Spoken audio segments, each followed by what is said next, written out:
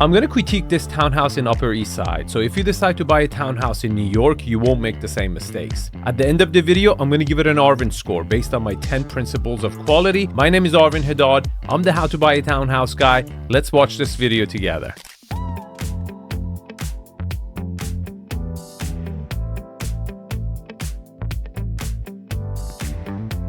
Welcome to 12 East 63rd Street on Manhattan's Upper East Side. 6-story, 25-foot wide. Whenever you hear 6 stories, run. That's not a good thing, okay? If someone says my townhouse has 20 stories, that's a negative. It's not a positive. Like, as the numbers get higher, it's not a good thing. If you can achieve everything in lower floors, like in 2 floors, 3 floors, 4 floors, much better. This is a major negative about this property. Now, let's talk about Upper East Side, okay? This is very close to Fifth Avenue, half a block away from Park. Great location. 13,000 square foot limestone mansion. 7 bedrooms, 10 and a half bathrooms, asking $67 million. It ended up selling for $56 million, and I think they made a huge mistake. Way too much money for this. You will see why. Come on in.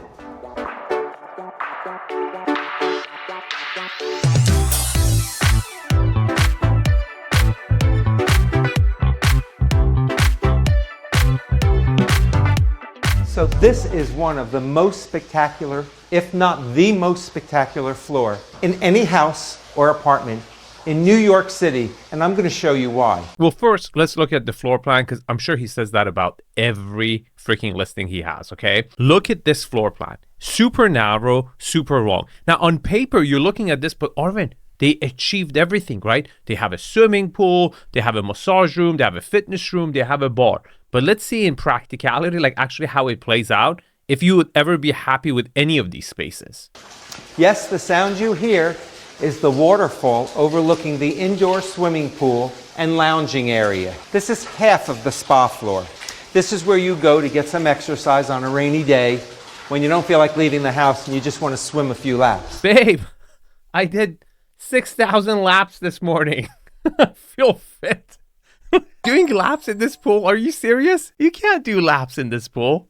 This is like a cold plunge at best, or a jacuzzi. So right off the pool area is another bar room. This is great for a juice press after you're exhausted from your exercise. This looks like a cigar lounge, not a juice press. The core mahogany and black counters not giving me juice vibes whatsoever. But again, super narrow. Look how tight these seats are, like tucked in. Like it really fits 2 seats comfortably. They've put 3. And again, this is an area which I don't think you will ever hang out in. You just go through it. It's a reception area. They didn't know what to do with it. They wanted to give it utility. Very, very tight space. Your private gym. This also is part of that 3-story window wall atrium. You have more than you have in your average upscale health club in New York City. Give me a break. This is the smallest gym I've ever seen. You can't even do free weights. You will hit the walls. You see what I'm saying? That's like a closet. It's not a gym whatsoever. And it's so depressing. It's so dark. Again, this is not a place where I would be excited to wake up to exercise whatsoever. So I love the kitchen and breakfast area. I like to have my coffee overlooking some sunshine and some light. So you got this great kitchen here. 67 million, you want to just have your coffee by the sunshine? You don't need $67 million for that. There's nothing. This kitchen has nothing. It's completely dated. You don't get any views, and you just get natural light. And again, it's north facing. So I don't know how much natural light it's going to get. It's just windows in a really, really simple kitchen. And again, let's pay attention to the layout. On this floor, you get a kitchen and you get a breakfast nook. The rest is the foyer, and that's it. Meaning after you eat your breakfast or lunch or dinner, you can't hang out here. You have to switch floors. And that's a huge negative. So you can already tell the layout is going to have issues. It's completely separated vertically, and that's going to be super annoying. Even though it does have an elevator, nobody waits for an elevator. You got to use the stairs. And again, that's just inconvenient. So I know you're probably thinking, wow, this is a beautiful dining room, but this isn't the dining room. This is the breakfast room. There is a formal dining room that seats about 50 people on the upper floors. You see what I'm saying? It's like a, school trip with the kids. Your guests come over, you're like, which floor are we going to hang out in? Like, get in a line. Here's the direction. Here's the map of the house. Well, we got to go third floor. Third floor is the dining room. Let's go over there. And then we got to come back to the second floor to eat. This is a huge negative. In my 5-day workshop, I talk about the avatars on day 4 and day 5, and this is a big part of it. What product you have for what price point and what people are attracted to this. This is a $67 million property. People who can afford $67 million, even in New York City, are much older. So being able to do as much functionality in each floor without switching floors on a townhouse is a big deal. And this, you only get like 2 things done in each floor. This is a kitchen and a breakfast nook or breakfast room in this one. Right after you eat, you have to switch floors. And then when you have guests over, they also have to go from one floor to another floor, constant movement, right? Huge negative, huge negative. And it's one of the reasons why I think the fact that it sold for $56 million, they completely overpaid for it because it doesn't even have the finishes of this price caliber. Let me tell you a little bit about this 3-story atrium. It runs the entire 3-story west side of the house so that you could feel like you were looking into nature. It gives light and breath and relaxation to your breakfast room and the other 2 floors. You didn't need an atrium to do that, right? You already had the light coming in. That's not amplifying the light. You could have had the plants over there anyways. I think what it really does is gives you a little bit more privacy because you've got 4 or 5 other buildings looking into each other. And that's a negative. That's a huge negative in this ultra, high-end price point. Privacy is utmost important. And it creates an extra layer of privacy, which is good. And you can have kind of that kind of outdoor, but not really outdoor feeling when it gets really cold, which is a positive. So as you come up to the second floor landing, you're greeted by this spectacular screening room. You have an 80-inch flat screen TV, you have a fireplace, and you have theater seating, but not in the traditional way. Okay, it's really staged and decorated as a screening room, but this is your only family room, which is disjointed 1 floor up from where the kitchen and the breakfast area is. So let's say you're watching a movie late at night and you don't feel like going home, maybe you don't want to drive. You have 2 guest bedrooms right here off the same landing. Did you notice that? You see, 25% of each one of these floors is allocated to the stairway, the landing area, and the elevator shaft. It's because it's vertical, right? You have to put that somewhere. And it's even more waste. So your actual useful square footage is not that much. On paper, it looks like you have a lot of square footage. All that space multiplied by 6, it's just waste. And you can't really get rid of it. I mean, you can move it to one side of the house, but then you will have a hallway and it will be room to room to room. So the logical place to put it is in the center. Maybe use it as a light element to bring light to the center of the property as well.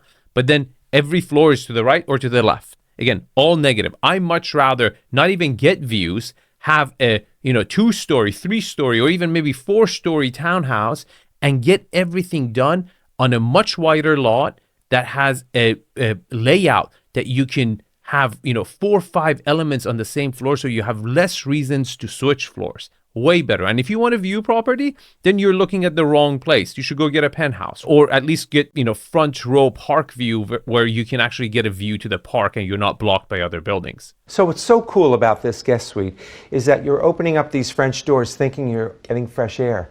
This is part of that temperature controlled 3-story atrium that goes all the way up the west side of the house. That's a positive. Again, I think that is the main reason. Otherwise, natural light would have been there anyways. So now we're approaching the 3rd floor landing. It's really the formal floor of the house. This is the floor where you have a dinner party for the presidents or heads of state or royalty, which, quite honestly, they have had here.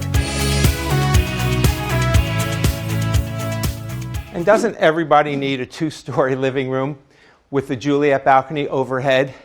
Every room has at least 1 flat screen TV.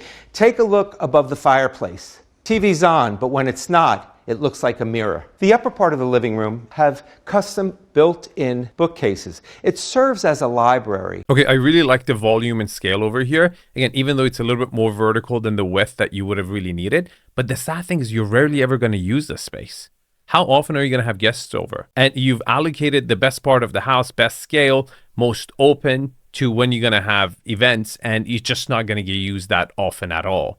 And to me, it's like the property needs to come with a cheat sheet. Like when you get in, you get a cheat sheet. Okay, if you want to do dinner, you got to go on this floor. If you want to eat breakfast on this floor, and if you want to use the toilet on this floor, and don't fart on the 5th floor. Come on, it's like complicated, you know. It's just not proper living. You're looking for comfort, right? This is every day. You know, my life coach says, like, you shouldn't base your life on when you are having mojitos in Jamaica, right? You should base your happiness on how happy you are every day. And to me, having this many floors, having this many stairs, how you have to switch spots all the time, and at the end of the day, it feels like you're living in a 2-bedroom townhouse, right? Because each one of these floors is like a 2-bedroom townhouse in New York. Then what the hell is the point? So now we're entering the dining room. I personally haven't had dinner here, but I wouldn't mind. Here is your service kitchen, your butler's pantry. Wow, look at the finishes. To me, it's a gut job renovation for this price point. I can't believe someone paid 56. Great job for the sellers. They sold it amazingly. For how vertical this unit is and how dated the finishes were, you don't get any views, you don't get any park views, you don't get anything. You just get, you know, a 2-bedroom condo living on 6 floors. So I've been told that they have dinner parties for anywhere from 10 to 40 people. Dinner parties? This looks more like a board meeting, doesn't it? It's like an old school hedge fund in New York. That's how their boardroom would look like. I'm not getting dinner vibes whatsoever. When you're done eating, there's some outdoor space. The house has outdoor space on every floor. Yeah, you know, this terrace, the entire Upper East Side is looking at you. You would never use this. I mean, it's like putting on a show. You go to this balcony or terrace and all your neighbors are looking at you. A very uncomfortable place to be. So we're on the 6th floor, or the top floor of the house, which is the master bedroom suite. So what's amazing about this space is that not only do you have a fireplace, but you have your own private terrace. I wouldn't trust this camera angle. You're shooting from the bottom up. I'm pretty sure the privacy is going to be really, really weak over here because they've already tried to hedge it here. But just by shooting it from this angle, it's screaming to me that there's a privacy issue. And that's, again, not ideal. On the other side of this floor is the master bath and dressing area. So the dressing room was originally a bedroom that was converted into a dressing room. Wall-to-wall closets. Very small. Very small for the price point. You see, as you go higher, the building gets smaller and smaller too. So you're losing square footage. You would have thought like this would be enough for the entire floor to get an amazing walk-in closet and bathroom and a bedroom, but you don't. This is not enough for his and hers. So the master bath is like a spa unto itself. You have your double sinks, you have your steam shower, you have your jacuzzi tub. I'm glad you didn't call this a swimming pool. All the marble was hand cut on site. 50 years ago. Yeah, it was. So dated. Again, to me, this is a complete gut job renovation for the price point. Off the master bedroom, I want to take you upstairs to the roof terrace. So I know you're probably thinking, wow, this is the entire roof of the house, which has outdoor lounging, outdoor dining. Some restaurants don't have this much outdoor space. You have 4 exposures from this roof. We're looking towards Midtown Manhattan. No, Midtown Manhattan is looking towards you. You don't have the height elevation to get the privacy. The outdoor areas are nice, but when they're so exposed, you can see they've put all these things around it to give it privacy. It's just then what the hell are you doing, right? It's so important. Elevation of your rooftop compared to other buildings and how close they are. And behind me, there are views of Central Park. That's like if you stick your head out the side. It's really pushing a Central Park view there. So we're in the lounging part of the terrace. I'm sorry for my hand, but the sun is blaring on my head. I don't know what else to say other than it's pretty fabulous. I don't think so. Let's look at the architectural style and let me score this property based on my 10 principles of quality. But before I do that, if you want to learn what each one of these principles are made out of, what are the 10 elements that affect privacy, views, finishes, scale, and volume, I have a 5-day workshop. The first 3 days, we cover everything you need to know about these principles. That's like the alphabet. And day 4 and day 5, we're going to use the alphabet to identify avatars, how to buy a property, avatars, how to identify what demographics are attracted to what layouts, finishes, and all those elements, right?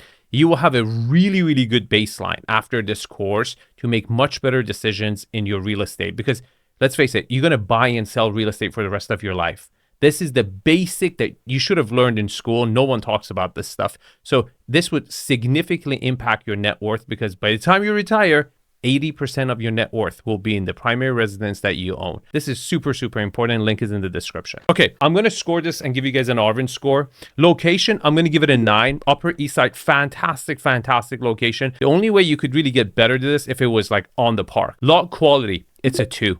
I mean, maybe even a 1. I'm going to give it a 2 because it's super, super narrow, forces you to have a lot of issues that you saw in the video. Lot utilization, another 2. See, a lot of times people who actually gravitate towards townhouses in New York City, they're looking for a little bit of actual natural backyard. And this didn't even have that, right? Because it's maxed out, right? It's pushed out because the square footage sells in Upper East Side, and they're just trying to utilize that to get the most amount of square footage, which they also needed because of how narrow the lot was, right? Privacy. I'm going to give it a 5. Frankly, because at least you don't have the vertical privacy issue of having a neighbor above you or below you. It is a townhouse, so you get a little bit more privacy that way, but you're so tucked in. You're so close to all your neighbors in the back and the front. I don't consider this a private unit whatsoever. Lot orientation, I'm going to give it a 5. So when you walk in, you're south facing, but you're obstructed by the other side, right? So your living quarters are really facing the north, but you do have that, central, the space between the building and the other row that you get natural light. So it's hard to score it, but it's a north-south facing unit. I'm going to give it a 5. Architectural style. I think it wants to be a Beaux-Arts, neo-Renaissance architecture, but it's all a bay window. It's like, there's no space, right? I don't know if it was the correct decision to go with that, because all you get is just one bay window in the middle and just a little bit of side, right? It's a bay window design architecturally. And for that reason, I'm going to give it a 6. Views, I'm going to give it a 2. Even though you have a rooftop, the views were not significant there from none of the bedrooms that were significant. You only got natural light with your coffee, right? Layout, it's a 4. Horrible layout. You're just going vertical, and you just did not even manage to get enough stuff done in one floor to give you reasons to stay within the floor. I really think you're going to use a very small amount of this building when you live in it. And that's a negative. If you're paying $56 million for the buyer who purchased this, you want to use every inch of it, or at least as often as possible. And most of the, you're going to get a use out of this unit as much you would, on a, maybe a $20 million penthouse. You're not going to use the rest of it. And that's a big, big negative for me. Scale and volume. I'm going to give it a 7. Even though it was inconsistent, to have that double height ceiling in the formal living areas was very, very impressive. And finishes, it's a 6. It's, it was done nicely when it was first remodeled or built, and it was very cohesive. They used the right material. It was bespoke even in some parts, but completely dated. I can see someone living in it before they renovating it, and that's why I'm giving it a 6. Now, here's the Arvin score. But this penthouse right here is perhaps one of my favorite penthouses in all of New York. I think they've done so many things right with this penthouse. I was really, really impressed by it. If you want to sign up for the 5-day workshop, it's coming up in a few weeks. Link is in the description. Sign up for it right now, and I will see you guys in the comments. Have a good day.